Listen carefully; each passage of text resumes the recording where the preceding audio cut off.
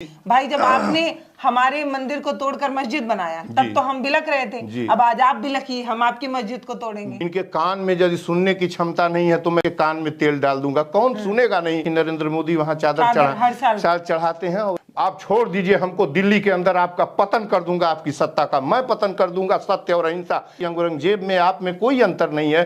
500 700 800 साल बाद जो औरंगजेब कर रहा था वही काम आप कर रहे हैं। कैसे मस्जिद टूट गई, मस्जिद कैसे टूट गई? किस इस कॉन्स्टिट्यूशन और जो फंडामेंटल राइट है, राइट टू रिलीजियस फ्रीडम है, आर्टिकल 25। मंदिर में अपराधी और रेपिस्ट बलात्कारी रहते हैं, मस्जिदों में आतंकवादी रहते हैं, एक आध अपवाद को छोड़ के।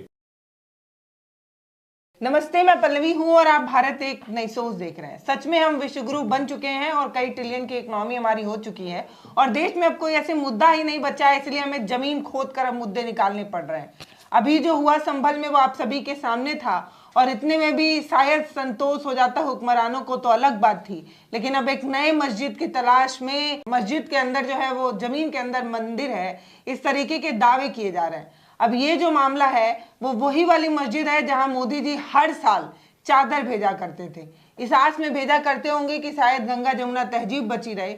लेकिन एक होते हैं दांत दिखाने के और एक होते हैं दांत खाने के, वही वाला हाल है। चादर भेजा गया, लेकिन आज बताया जा रहा है कि दरअसल वो जो मस्जिद है उसके नीचे मंदिर है और उसे खोद कर अब वो मंदिर जो है वो निकालना है और तभी तो सनातन धर्म, हिंदुत्व और इन सब का प्रचार हो पाएगा। यकीन मानिए, देश में कोई मुद्दा अगर बचा होता तो शायद ही हमें जमीन खोदकर किसी नए मुद्दे की तलाश होती। हमने बेरोजगारी पर फतह पा ली है, हमें अब किसी तरीके की कोई टेंशन नहीं है। देश में हर युवा के हाथ में रोजगार है, नौकरी है, हर इंसान जो है उसकी प्रति व्यक्ति आय बहुत अच्छी है, किसी को किसी तरीके की कोई टेंशन नहीं है, कोई परेशानी नहीं है। यही सच्चाई है।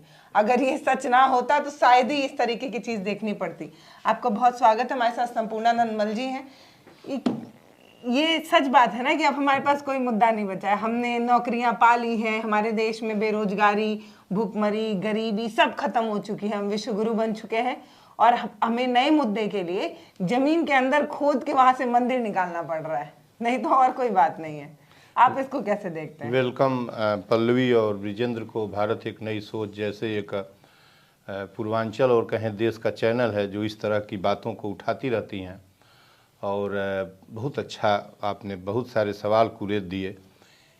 इस देश में 42 करोड़ लोग, सुनते जाइए जो आंकड़े, कोई भी इसमें आंकड़ा मेरा नहीं है, 42 करोड़, स्टिल 42 करोड़ बेरोजगार रोजगार की तलाश में है। गरीबी, 80 करोड़ लोग 5 किलो अनाज में अपना जीवन तलाश रहे हैं। 22 करोड़ लोग, कोई आंकड़ा मेरा नहीं है, 22 करोड़ लोग कुपोषित हैं इस देश में, जिनके पास फूटी कौड़ी नहीं है। आटा, चावल, दाल, तेल, चीनी, दूध, दही, दवा, शिक्षा, चिकित्सा, रेल पर टैक्स लगा दिया गया है, गाड़ियों पर, निजी गाड़ियों पर टोल टैक्स लगा दिया गया है, शिक्षा का दफन कर दिया गया है। और देश को अब कहाँ नरेंद्र मोदी ले जाना चाहते हैं?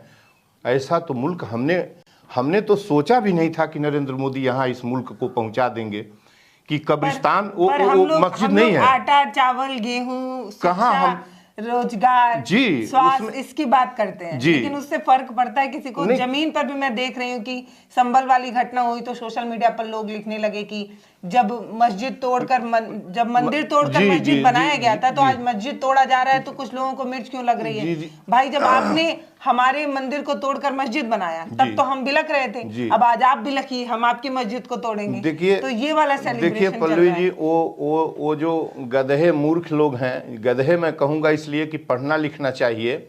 वो युग जब किंगशिप था और जब उस समय की बात करते हैं, आक्रांता आते थे, यहाँ भी एक दूसरे पर आक्रमण होता था, राजतंत्रात्मक शासन प्रणाली की बात कर रहे हैं, तब वो डेमोक्रेसी नहीं था। आज एक कानून है, आज डेमोक्रेसी है। आपको ये नहीं है कि कल तक 1947 के पहले जो है मस्जिद थी और उसके पहले किसी भी मंदिर मस्जिद के स्टेटस को डिस्टर्ब नहीं करना था। इसके पहले कि आप जो जितने सवाल किए हैं, एक 2 लाइन का पत्र मैंने आज 12 बजे, बहुत तकलीफ हुई है कि नरेंद्र मोदी इस मुल्क को कहाँ पहुँचा,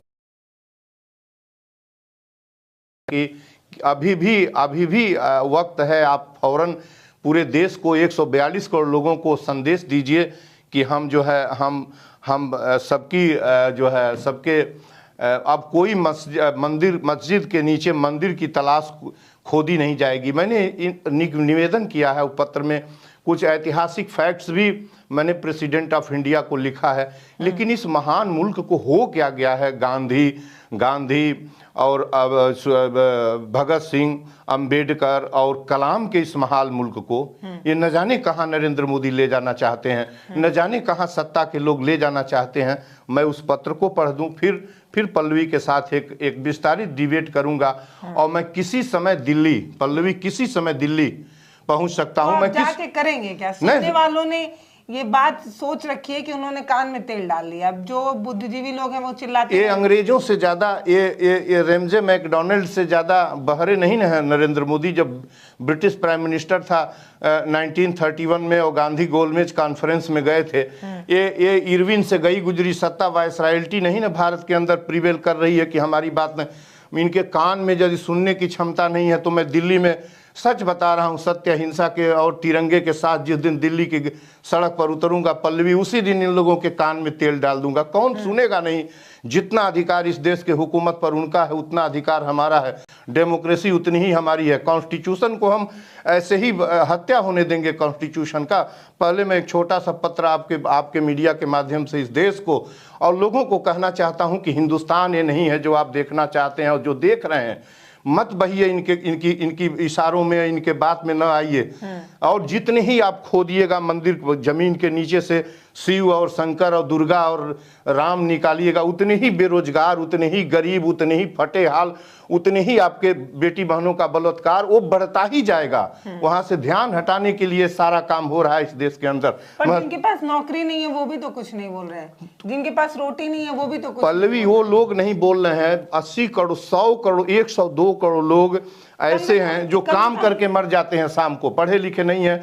उनकी आवाज आपको उठानी है, उनकी आवाज हमको उठानी है, उनकी आवाज वकील, डॉक्टर, इंजीनियर, पढ़े लिखे लोगों को उठानी है। इस बहरी सरकारों के कान में डालना है कि आप क्या कर रहे हैं भाई हिंदुस्तान के साथ। मैं ऑनरेबल प्रेसिडेंट को आज चिट्ठी लिखा हूं, बहुत कष्ट में हूं मैं, और इस तरह का नफरत मैंने नहीं देखा है हिंदुस्तान के अंदर। वो चिट्ठी छोटी है, मैं इसको पढ़ रहा हूं और पल्लवी जी से आग्रह भी करूंगा कि इसको टैग कर देंगी, चिट्ठी बराबर दिखाई देगी। मस्जिदों के नीचे मंदिर की तलाश नफरत की आग है। दूसरी लाइन में मैंने लिखा है, राष्ट्रपति, प्रधानमंत्री, 545 और 243 सांसद, इस देश के हिस्टोरियंस बताएं कि अंग्रेजों के आने से पूर्व इस देश में सांप्रदायिकता, हिंदू मुस्लिम नफरत कहाँ थी। तीसरा पैराग्राफ इस पत्र का है कि हमारी पीढ़ी के गिनती के लोग इतने जालिम नफरती होंगे मैंने सोचा भी नहीं था। सत्ता की भूख मिटाने के लिए भारत की उस महान एकता को तोड़ेंगे जिसके लिए हम दुनिया में जाने जाते हैं। हमें गुलाम बनाए रखने के लिए क्रूर अंग्रेजी हुकूमत ने इसी हथियार का इस्तेमाल किया था। मस्जिदों के नीचे मंदिर की तलाश नोमैडिक, अवैज्ञानिक, असंवैधानिक है। Places of worship special provision act 1991 की हत्या है, वायोलेशन है। गांधी, भगत सिंह, अंबेडकर, कलाम एवं 142 करोड़ लोगों के इस महान मुल्क में प्रधानमंत्री right to freedom of religion and पूजा अधिनियम 1991 के साथ क्या कर रहे हैं। एक किसान, एक मजदूर, एक बकरी के चरवाहे से जो संविधान का स नहीं जानता है, उससे भी इस नफरत के बारे में पूछा जाए तो इसकी अनुमति नहीं देगा। हिंदू मुस्लिम नफरत में मैं और अधिक नहीं सह सकता, बिल्कुल नहीं सह सकता, किसी कीमत पर नहीं सह सकता। सत्य अहिंसा की पूरी ताकत से इसका दफन करूंगा। बेशमिल भगत सिंह, गांधी की तरह मुसलमान के बिना मैं नहीं रह सकता। किसी समय दिल्ली पहुंचकर तिरंगे के साथ सदन पर सत्याग्रह करूंगा। इसलिए मैं चाहता हूं कि राष्ट्रपति तत्काल आंतरिक एकता जो पल पल टूट रही है, 142 करोड़ लोगों को विश्वास दिलाएं कि पूजा अधिनियम 1991 की हत्या अब और अधिक नहीं होगी। मस्जिद के नीचे मंदिर की तलाश अब बंद कर दी जाएगी। मैंने ये पत्र इनको लिखा है और इस पत्र में नीचे मैंने इनसे कहा है कि श्रेणीबद्ध सुरक्षा दे दें, इसलिए कि जितने नफरती आज हिंदुत्व और हिंदू हुड़दंगाई हुए हैं, चाहे वो धीरेन्द्र शास्त्री हो, चाहे ये बिहार के किशोर सिंह हैं, और जितने भी Z+Y+ लिए हुए हैं जो नफरत की आग जला रहे हैं, इनसे सिक्योरिटी खींच लीजिए। और एक विरोधी बात बोल दें तो मैं जान जाऊं, ये सिक्योरिटी लेके हिंदुस्तान को, भारत को गाली दे रहे हैं। अब पल्लवी जी, ये मेरा छोटा सा पत्र है और मैं आपके सवालों को बाइज्जत और बुरी तरह से आज डिबेट में हूं कि ये हिंदुस्तान ऐसे कभी नहीं था। हम हिस्ट्री के स्कॉलर हैं। मैंने बिल्कुल पूरी लड़ाई हिंदुस्तान की जो जंग लड़ी गई थी और जो फर्स्ट वार ऑफ इंडिपेंडेंस था, एक साथ कंधे से कंधे मिलाकर लड़ा था हिंदू मुसलमानों ने, और पूरा जो फ्रीडम स्ट्रगल है एक साथ मिलकर लड़ने का है। और उसमें जो नफरत के जो अलगाववादी तत्व थे, मुस्लिम लीग 1908 में बना, जिसका उद्देश्य था कि मुसलमानों के लिए अलग एक देश की मांग करना, और एक काउंटर रिएक्शन उसका हिंदू महासभा 1915 में बना, 1925 में ये जो RSS बना।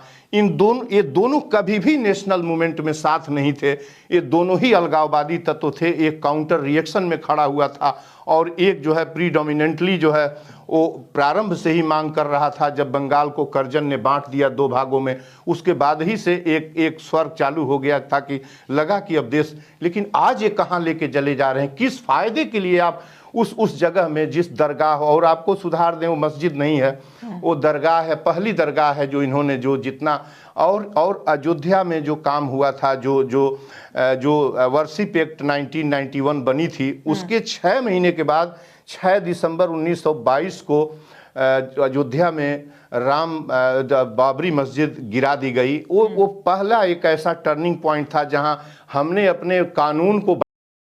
हमने कानून को वायोलेट किया, और जो पूजा एक्ट था जो उसको हमने वायोलेट किया। उसके बाद वो मामला चलता रहा, और वो आप देखिए ना कि किस तरीके से हिंदू मुसलमान भी एक तरीके से एक महसूस कर लिया था कि वो अयोध्या हिंदुओं का है, और वो उसके तरफ से भी एक अब इधर कोई डिस्टरबेंस नहीं था और दोनों सहमत के साथ आगे बढ़ रहे थे। लेकिन अब किस बात के लिए फिर जो है ज्ञानवापी में उत्खनन डिग मारी गई, फिर जो है उसके बाद अब मथुरा में डिग की तैयारी हो रही है। संभल की तरफ इन्होंने ऐसे इनका बढ़ रहा था खुदाई वालों का और सर्वे वालों का, जैसे कहीं डांका डालने और कहीं दौड़ के जा रहे हो, कहीं आक्रमणकारी हो, इस तरीके से दौड़ रहे थे।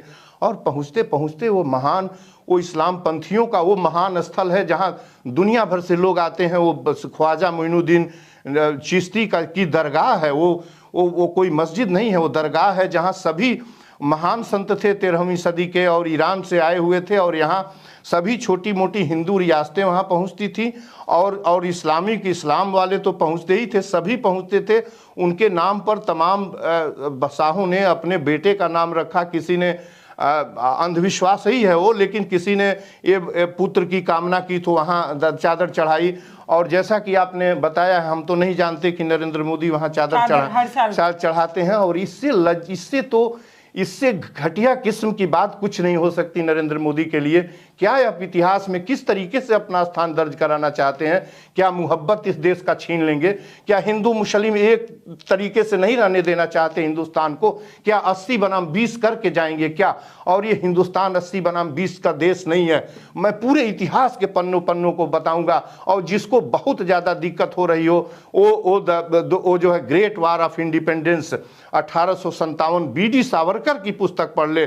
सावरकर की पुस्तक पढ़िए, जिसके लिए दोनों वर्ग दक्षिणपंथी और जो है लेफ्टिस्ट और वामपंथी लड़ते हैं, उसकी किताब पढ़िए। किस तरीके से उन्होंने लिखा है कि हिंदुस्तान कैसे युद्ध में लड़ के बचाया गया था, बरेली में वक्त का कैसे लड़ रहा था, बहादुर शाह दिल्ली में वृद्ध आदमी कैसे तलवार लेके खड़ा हुआ था, बेगम लखनऊ में लड़ रही थी, लियाकत अली इलाहाबाद में लड़ रहा था, तलवारें बाज रही थी, रानी झांसी का तोपची गौस खां था जो 19वीं सदी का सबसे महान तोपची था। 100 लोग मारे गए तो 80 मोहम्मडन्स मारे गए, और लाजमी भी था इसलिए कि गुलामी, अंग्रेजों ने गुलाम उन्हीं से सत्ता छीन के बनाई थी, और गुलामी से मुक्ति पहला इंडिपेंडेंस समर भी मुसलमानों ने देश में लड़ा। आप उसकी कब्र को खुदवाएंगे? आप उसके यहाँ संभल में पहुंचेंगे? आप ताकत लेके पहुंचते हैं किसी को? आप छोड़ दीजिए, हमको दिल्ली के अंदर आपका पतन कर दूंगा, आपकी सत्ता का मैं पतन कर दूंगा, सत्य और अहिंसा, ये गांधी का मुल्क है पल्लवी।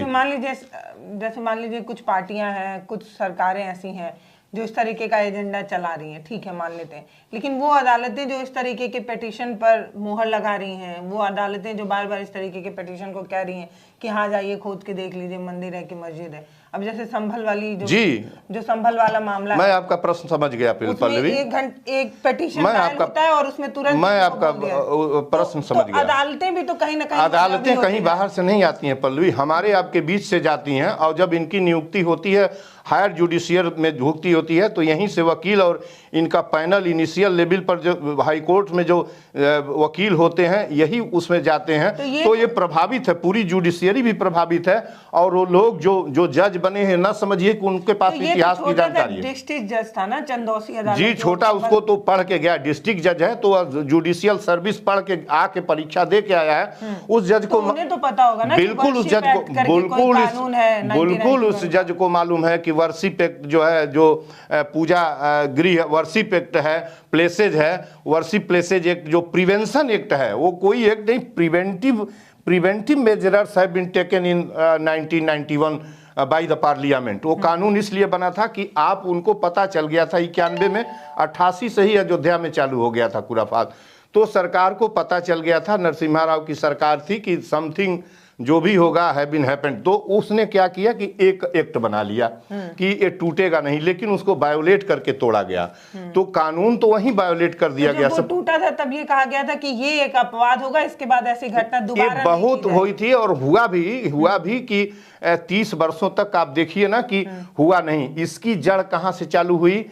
9 नवंबर 1919 में, मैं उस समय एक वर्ल्ड कॉन्फ्रेंस में होटल अल्साज में केरल में वर्ल्ड कॉन्फ्रेंस में था, जिस दिन मंदिर निर्माण का सुप्रीम कोर्ट ने जजमेंट दिया था 9 नवंबर 1919 को। आपको बता दें मैं केरल में था, वहाँ बहुत जश्न मनाया गया जिस कॉन्फ्रेंस में था मैं वो वैसा डे था कि एक नए तरह का हिंदुस्तान को आंतरिक रूप से कमजोर करने का वो डिसीजन आया हुआ था। ये क्या मतलब था? ये कौन सा मतलब था? ये तो वही बात हुई जिस तरीके से मीरबाकी ने जाके अयोध्या में, आप में औरंगजेब में तो कोई फर्क रह नहीं गया। मैंने लिखा भी अपने खत में इनको, ऑनरेबल मुख्य प्राइम मिनिस्टर को मैंने लिखा कि औरंगजेब में आप में कोई अंतर नहीं है, 500 700 800 साल बाद जो औरंगजेब कर रहा था वही काम आप कर रहे हैं। उसने भी कैसे मस्जिद टूट गई, मस्जिद कैसे टूट गई, किस इस कॉन्स्टिट्यूशन और जो फंडामेंटल राइट है, राइट टू रिलीजियस फ्रीडम है, आर्टिकल 25। के पास जितने मंदिर हैं वो कम है कि हमें और मंदिर चाहिए खोद के नया निकालने के लिए? कुछ भी मंदिर नहीं चाहिए। मैंने लिखा था जब धीरेन्द्र ने कहा कि मंदिर में राष्ट्रगान होना चाहिए, तो मैंने उस दिन भी आपके चैनल पर आके और चिट्ठी लिखी है कि आप राष्ट्रगान नहीं, राष्ट्रगान का तो उसको तो मालूम नहीं है, वो न जाने कैसा किस किस्म का आदमी है, हम तो नहीं कह सकते कि वो तो पढ़ा लिखा है नहीं। देखिए, राष्ट्रगान का और तिरंगा का, इन दोनों का एक प्रोटोकॉल है, कहाँ कब फहराया जाएगा, कब गाया जाएगा, लिखा पढ़ा चीज है। मंदिर में होगा कि लैट्रिन में होगा कि कहाँ होगा, ये वो नहीं तय करेगा। वो तो बोल रहा है उसको वायु श्रेणी सुरक्षा नरेंद्र मोदी ने दी है। हिंदुस्तान को गाली देना है, देश को कमजोर करना है, हिंदू राष्ट्र बनाने की बात करता है। न जाने उसकी 7 पीढ़ियां आ जाएंगी, न जाने उसकी कितनी पीढ़ियां आ जाएंगी, तो भी वो हिंदू राष्ट्र नहीं बना पाएगा। और इस देश का कोई भी 142 करोड़ लोगों का एक नुमाइंदा कह दे कि मैं हिंदू राष्ट्र बना दूंगा, तो मैं जान जाऊं कि उसके कुवत में ताकत है। हिंदुस्तान है हिंदुस्तान, यह सिख, ईसाई, जैन, पारसी, बुद्ध, जैन सबका मुल्क है और पता नहीं चलता है। ये किसी का मुल्क है और भारत से बड़ा, अपने उदय काल से भारत के नाम से जाना जाता है। तो मैं कह रहा था कि अयोध्या में जो कुछ हुआ, तो एक दोनों तरफ से एक सहमति बन गई और सब लोग भूल सा गए थे। और मोहम्मदंस भी मैं कहूंगा कि अयोध्या के लिए उसके मन में कहीं ये बैठ गया था कि ये राम का प्लेसेज है और यहाँ रार नहीं करना चाहिए। उसने बैक रास्ता अपना लिया था। बहुत सारे वहाँ हाशमी वगैरह थे, साथ खड़े हो गए थे इनके। इन्होंने नासूर, वहाँ मस्जिद, वहाँ मंदिर बना लेंगे तो क्या हो जाएगा, वहाँ मंदिर बना लेंगे तो मैं शर्तिया कह रहा हूँ कि एजुकेशन हमारी छीन जाएगी, गरीबी और बढ़ जाएगी, हम भूखमरी की तरफ जाएंगे। देखिए, मंदिर और मदिरालय ज्यों-ज्यों देश में बढ़ते जाएंगे, बलात्कार, गरीबी, हिंसा और एक्सीडेंट ये बढ़ता जाएगा। और ये नरेंद्र मोदी कर रहे हैं। तो मैं कह तो रहा हूँ कि कैसे कह रहे हैं, ये तो कह रहा हूँ कि रोज बलात्कार हो रहा है और मदिरा का बलात्कार कैसे हो जाएगा? मंदिर में देखिए, मंदिर में अब ऐसे ऐसे बजाइएगा, कम मत करिएगा। मंदिर में अपराधी और रेपिस्ट बलात्कारी रहते हैं, मस्जिदों में आतंकवादी रहते हैं, एक आध अपवाद को छोड़ के। किसी मंदिर बड़ी बात कर रहे हैं। हाँ, बड़ी बात कर रहा हूँ, हम इतिहासकार हैं, आपको ज्यादा और भी बड़ी बात कर दें, और किसी झुरमुट के पढ़े नहीं हैं। मेरे पास 2200 पुस्तकें और वर्ड की डाइजेस्ट आती है। ये मैं जब मंदिर बना था 5वीं सदी के मिड 5वीं सदी थोड़ा सा पहले, मंदिरों का जब निर्माण हुआ है इस देश के अंदर, 8 से 1800 साल पहले, तो मंदिरों में थोड़े से जैनियों द्वारा बनवाए गए मंदिर, जो अपर लोअर राजस्थान और अपर गुजरात के हिस्से में थे, थोड़े से मंदिरों को छोड़ के सारे मंदिरों के निर्माता वह राजा लुटेरे और एक अपने उनके हरम में 200-200 300-300 जहां लूट किए राजा को, वहां से स्त्री बेटी बहनों को उठा लाया, अपने हरम में रख लिया। तो इनका जो है, इनका जो चरित्र है, प्रारंभ से ही मंदिर निर्माण जो लोग करा, किसान मजदूर से मंदिर का प्रारंभ से ही कोई रिश्ता नहीं है। किसान मजदूर का श्रम उसका मंदिर है। और उसका तो मैं कह रहा हूं कि और मस्जिद किसने बनवाया? आक्रांताओं ने, लुटेरों ने, आक्रांताओं ने और जो है टेररिस्ट ने। मस्जिद में ये रहते हैं और मंदिरों में रहते हैं। थोड़े से लोग, ये विवादित नहीं है, ये कन्फर्म है। ये लोग स्वीकार न करें, जो पढ़ा लिखा होगा, हमारे पास सबूत रहेगा। प्रत्येक मंदिर के एक आध को छोड़ के प्रत्येक मंदिर के अध्यक्ष मठाधीश का चयन हत्या और तलवार से होती है। मंदिर का मठाधीश यदि असलहे झौगा भर का असलहा रखता है, अयोध्या में 300 लोगों के पास असलहे हैं, 76 लोगों के पास, साधुओं के पास। ये मेरा अपना नहीं है, जाइए अयोध्या के थाने में रिपोर्ट निकालिए। 302 के मुलजिम हैं, हत्यारे हैं। यही जो कौन अखाड़ा है इलाहाबाद का, देखिए अभी 2 साल पहले एक के बाद एक हत्या के बाद वहाँ अखाड़े का प्रमुख तय होता है। मैं क्या करूं, मैं वहाँ भगवान तो रहता ही नहीं है। और मैंने धीरेन्द्र ने जब ये कहा कि वहाँ गाना, वो राष्ट्रगान बजना चाहिए, तो मैंने प्रेसिडेंट को फिर चिट्ठी लिखा कि पूरे देश के मंदिर मस्जिदों को विद्यालय चिकित्सालय में बदल दिया जाए। मंदिर में क्या रख दिया जाए? कुरान और गीता को निकाल के वहाँ कॉन्स्टिट्यूशन रख दी जाए, संविधान रख दी जाए। किसी को आपत्ति नहीं होना चाहिए, जो संविधान मानने वाला है। और आरती की जगह प्रिम्बल ऑफ कॉन्स्टिट्यूशन की आरती हो, प्रस्तावना की आरती हो कि हमको क्या क्या चाहिए। और दीवारों पर मौलिक अधिकार, मौलिक कर्तव्य और डायरेक्टिव प्रिंसिपल्स ऑफ कॉन्स्टिट्यूशन लिख देना चाहिए। यदि किसी को तस्वीर की जरूरत हो तो गांधी, भगत सिंह, अंबेडकर और कलाम की तस्वीर लगा देनी चाहिए। झगड़ा खत्म हो जाएगा, देश पढ़ लिख के आगे बढ़ेगा, चिकित्सा सबको मिलेगी और ये मुल्क महान बनेगा, बहुत अच्छा बनेगा। ये रार हमारा खत्म हो जाएगा। तो मेरा ये सवाल जो आप कह रही हैं, मंदिर हत्या बलात्कार के स्थल हैं। और जिसको और भी चैनल पर बता दूं कि 1962 का जो जहां जाते हैं आप, वैष्णव जी मंदिर की रिपोर्ट, जो 5 सदस्यों की रिपोर्ट है, जिसके एक मेंबर यहीं जीवित हैं, गोरखपुर के हैं, डॉक्टर हैं, वो भी उसमें समिति में गए थे। वो लोग 5 मेंबर गृह मंत्रालय की गई थी इस रिपोर्ट को पढ़ने। उसी मंदिर के पीछे पंजाब और हरियाणा से लड़कियां आके रेप की जाती थीं और सामने से दुर्गा माँ का पूजा होता था। तो ये हमारा कुछ नहीं है, ये इस देश की, और इस देश की फितरत आप देखिए ना कि विद्यालय के गेट पर बीएचयू के गेट पर पढ़ती हुई छात्रा के साथ रेप हुआ, गुजरात में रेप हुआ। तो आप, और शराब देखिए, शराब जब बढ़ाइएगा तो एक्सीडेंट और दुराचार, 2 शराब का कैरेक्टर है, वो बढ़ेगा। तो ये नरेंद्र मोदी को और कोई काम नहीं है क्या? क्या इस देश को करना चाहते हैं?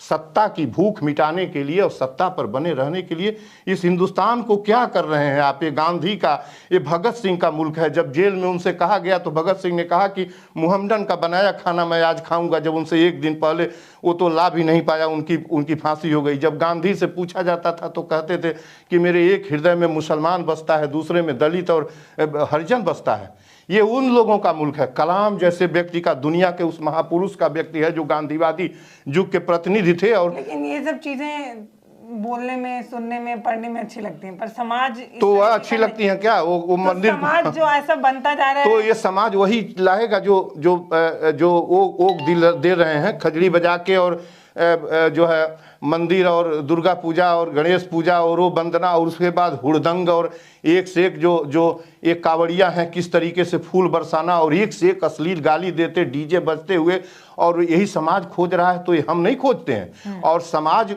परोस रहे हैं। इनके सबके बच्चे एक के बाद एक नेता, देखिए ना कि नेताओं की तीसरी पीढ़ी मिनिस्टर बनने के लिए चली गई, जहां इस तरह का कोई बात नहीं है। सबके बच्चे विदेश में पढ़ के आ रहे हैं, दून में पढ़ रहे हैं, डीपीएस में पढ़ रहे हैं, जेएनयू में पढ़ रहे हैं, बड़े बड़ी जगहों पर पढ़ रहे हैं, और हमको आपको ये मंदिरों के पीछे दौड़ा रहे हैं और मंदिर उत्खनन करा रहे हैं। क्या करने गए थे, किस बात के लिए पिलग्रिम पर गए हैं? वहाँ जो शरीफ है, जो मोइनुद्दीन चिश्ती की दरगाह है, वहाँ जाने की क्या ज़रूरत थी? संभल की काबली मस्जिद पर जाने की, शाही मस्जिद पर जाने की क्या ज़रूरत थी? अब ये बढ़ते बढ़ते आप चले जाइए जौनपुर में जो अटाला मस्जिद बनी, ढिंढोरी मस्जिद को कहिए कि यहाँ तो इसके नीचे कुछ और था। ये ऐसे देश चलेगा क्या? और देखिए कोई चले नहीं। आप यदि हमको परेशान किया गया तो मैं दिल्ली की सड़क पर तिरंगा लेके उतरूंगा। ये देश गांधी का है, ये देश भगत सिंह का है, 142 करोड़ लोगों का है। आपके नफरत से हम नहीं चलने वाले हैं। देखिए, सबसे बड़ी बात यही है कि इस तरीके के मुद्दे को जानबूझकर जो है वो हवा दी जाती है, ताकि आप अपने जो आपके अपने मुद्दे हैं उसको आप भूल जाएं। ये भूल जाएं कि आज भी नौकरी के लिए, सरकारी नौकरी के लिए वैकेंसी नहीं आ रही। तैयारी करने वाले बच्चे कैसे आज भी 5-5, 6-6 सालों से टकटकी लगाकर देख रहे हैं। इलाहाबाद में देखी नहीं है, लाखों का कैसे सैलाब जो है उमड़ा हुआ था। अभी PCS union, Uttar Pradesh union service commission के बिल्डिंग के बाहर इस तरीके का लाठियां बरसाई जाती हैं उनके ऊपर। और देखने की बात यही है कि वो युवा जो नौकरी की तलाश में दर दर भटक रहा है, या वो लोग जो सुबह से लेकर शाम तक मेहनत कर रहे हैं लेकिन अपनी मूलभूत सुविधाएं नहीं इकट्ठा कर पा रहे हैं, उन लोगों को न जाने क्यों ये चीजें नजर नहीं आ रही, न जाने क्यों ये समझ नहीं आ पा रहा है कि ये एक तैयार किया हुआ मुद्दा है, ये आपका अपना मुद्दा नहीं है, और इससे आपका अपना कोई हित होने वाला नहीं है। बाकी अगर आप इस तरीके के समाज में जीना चाहते हैं तो उससे आपको कोई रोक भी नहीं। पल्लवी जी, एक बात और है उसमें कि इतना त्रस्त कर दिया है इन सबों ने 10 सालों के अंदर कि जो पब्लिक सेक्टर है उसको 27 पब्लिक सेक्टर को सेल आउट या उधार दे दिया गया है किसी को चलाने के लिए। तो रोजगार, और पीपीपी लगा दिया, रेलवे में पीपीपी लगा दिया, उन तो रोजगार खत्म हो गया है। और रोजगार पीएचडी एमए काफी पढ़ के लोग क्या दौड़ रहे हैं? सिपाही, दरोगा और लेखपाल नहीं, और सुरक्षा गार्ड। सबसे बड़ी बात जो पतन हुआ है कि बड़े बड़े जो प्राइवेट कंसर्न हैं, इनके यहाँ 7,000, 9,000, 10,000, 11,000 पर इसने पकड़ा दिया है। और जिसके पेट में कुछ नहीं है पल्लवी, वो लड़ेगा क्या? लड़ने वाला दो ही है, जो या तो वो किसान उठ जाए, मजदूर उठ जाए, वो लड़ेगा, जंग लड़ाई होगी, और नहीं तो कोई जिसने शपथ ले लिया कि हम सदनों की तरफ पैर नहीं रखेंगे, लेजिस्लेटिव असेंबलीज और मेंबर ऑफ पार्लियामेंट हमको नहीं बनना है, वो इनकी चूल्हे हिला देगा। मैं इनकी चूल हिला दूंगा केवल, लेकिन जब मैं निकलता हूं घर से तो ये पूरी फोर्स लगा देते हैं मेरे घर में। ये मैं पुनः कह रहा हूं इस वीडियो के माध्यम से, ये पल्लवी के चैनल पर, कि मैं इसको बर्दाश्त नहीं कर सकता। अब सिर से पानी ऊपर हो रहा है। नरेंद्र मोदी जी, ऑनरेबल पीएम को मैं बताना चाहता हूं, अरे क्या नफरत बो रहे हैं भाई? कौन सा हिंदुस्तान आप पैदा करना चाहते हैं? इस हिंदुस्तान की पहचान दुनिया में बुद्ध, कबीर, नानक, रहमान, रहीम, विवेकानंद, गांधी, भगत सिंह, अंबेडकर, जवाहरलाल नेहरू, जो आपके सरदार पटेल, सुभाष चंद्र बोस और एपीजे अब्दुल कलाम से है। क्या कौन सा भारत अब देना चाहते हैं? किस भारत का सृजन करना चाहते हैं? नरेंद्र मोदी, अडानी, अंबानी से इस हिंदुस्तान की पहचान नहीं है। इस हिंदुस्तान की पहचान टाटा से है। इस हिंदुस्तान की पहचान जो अभी जिनका निधन हुआ है, इनसे इस देश की पहचान है। आप नफरत कब तक बोते रहेंगे? आप नफरत मत बोइए। मैं बार बार कह रहा हूं कि अब तो बिल्कुल पानी सिर के ऊपर बह रहा है पल्लवी जी, ये अच्छा नहीं है। बाकी आपने पूरी बात तो सुन ली है, और आप लगातार इस तरीके के मुद्दे को social media, main stream media से देख ही रहे हैं। आप खुद सोच कर, ये समझ कर देखिएगा कि क्या किसी ऐसे मंदिर की आपको तलाश है जो किसी मस्जिद को तोड़कर बनाई जा रही हो? क्या सच में हमारे पास पूजा स्थल इतने कम है कि हमें अब जमीन से खोद कर निकालने हैं? क्या सच में हमारा भगवान ऐसे मंदिरों में बसना पसंद करेगा जहाँ किसी की भी आस्था के साथ खिलवाड़ वार कर किया उसे जाए तोड़ के और हत्या करके वहाँ हत्या की जाती है। वही अभी ये संभल वाली घटना में 4 लोगों की मौत हो चुकी है। तो क्या ऐसे जगह पर भगवान कभी निवास करेंगे जहां उन्हीं के बनाए, उन्हीं मतलब ये कहते हैं ना कि इंसान जो है वो भगवान द्वारा निर्मित है, तो क्या उस जगह पर हमारे देवी देवता कभी निवास करेंगे जहां पर किसी का खून बहा हो, किसी का औलाद बिछड़ गया हो, किसी का सुहाग उजड़ गया हो? ऐसी जगह क्या आपके देवता निवास करेंगे? ये सोचने की बात है। और दूसरा बात, क्या सच में आपको फर्क पड़ता है? क्या सच में आपको मंदिर मस्जिद चाहिए? क्या सच में आप इस तरीके के फालतू के मुद्दे में अपना समय बिता रहे हैं? ये अपने आप में सबसे बड़ा और महत्वपूर्ण सवाल है। बाकी आप जो भी सोचते हैं वो कमेंट सेक्शन में लिखकर हमें जरूर बता सकते हैं। नमस्ते, मैं पल्लवी हूँ, आप भारत एक नई सोच देख रहे हैं। आपका बहुत बहुत धन्यवाद आने के लिए। पल्लवी।